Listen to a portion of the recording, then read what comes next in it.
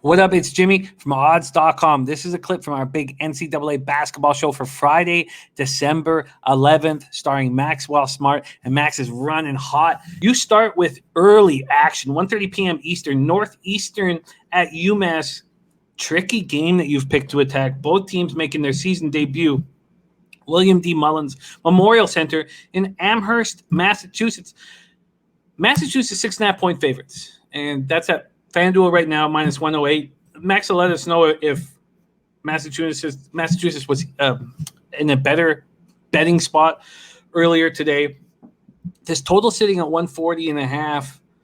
But looking at the players that these two teams are bringing back to this season, you have to think that UMass is in a nice spot. Northeastern was 17-16 last year, 9-9 in conference. Huskies returned just one of their top 5 scorers from last season. That includes losing first-team All-CAA selection Jordan Rowland. Tyson Walker returns after averaging 10.4 points, 3.4 assists as a freshman. So he's liable to take a step up. But UMass was 14-17 last year, 8-10 in conference. They returned their top 3 scorers from last season, led by last year's A-10 Rookie of the Year, Trey Mitchell, who averaged 17.7 points and 7.2 rebounds. What a beast. This feels like a UMass spot, but want to hear you break it down. Yeah, Jim, I think that this is also a potential revenge spot for Northeastern. The issue is the guys that were able to keep Northeastern in the game last year are no longer around. I think that when you look at Tyson Walker, the reins are going to be given to him to run this offense and be the scoring guard that this program has been able to rely on year in, year out. The issue was last year, this particular UMass team was able to narrow in on him. They're able to close out on his shooting attempts, and they're able to keep him off the board. He only went 1 for 8 in the game. So there definitely is going to be some familiarity there.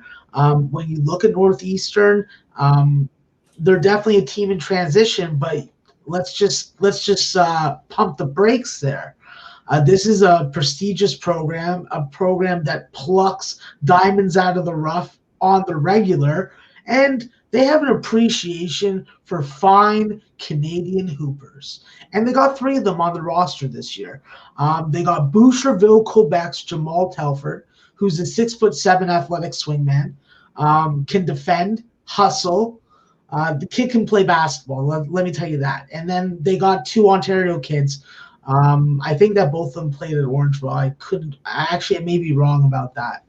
But Alex Nagawa, 6'8", powerful kid, going to get on the glass. He's going to really be effective defensively, long wingspan. So definitely fits the Northeastern type of positionless defender that they're going to run out this year.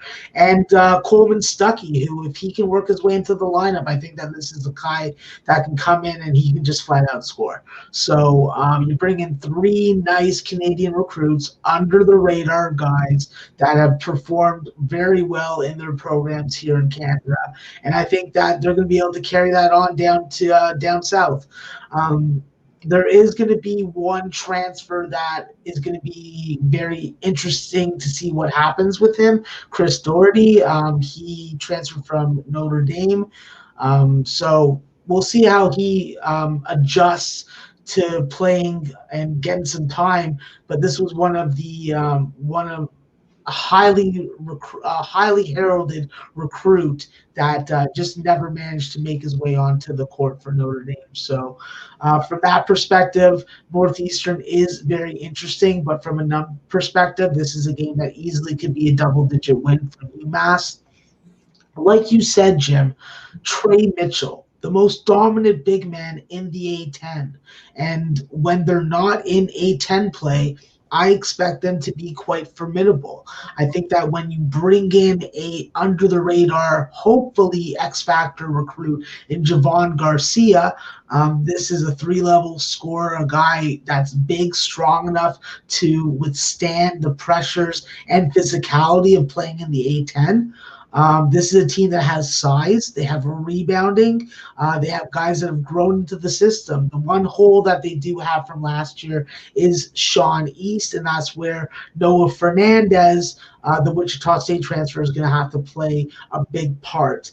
I can't remember who he's high school teammates with, but there is some sort of high school connection with Fernandez, and that's what brought him over.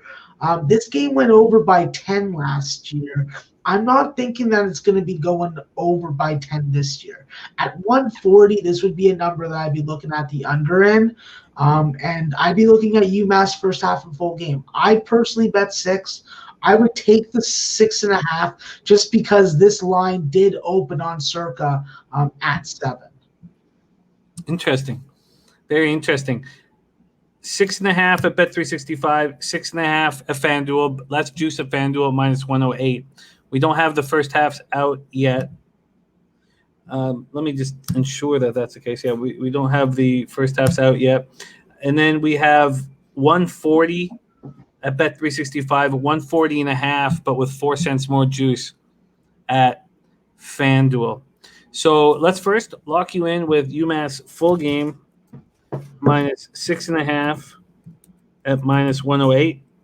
A bet that makes a lot of sense to me, and I expect to be tailing as soon as this show is over because it's still available at the same price, just 2 cents more, minus 110 at Bet365. And would you like the under 140.5 at minus 114 or under 140 and minus 110? For show record purposes, let's just keep it first half and full game on the spread. Okay. But for anybody that's itching to bet some unders and wants to summon their inner Noli knows, the master Jedi of unders, the man that teach and has taught me how to bet unders better, make that play. I'll be on it. So you can always message me on Twitter sweating it. Just don't sweat me.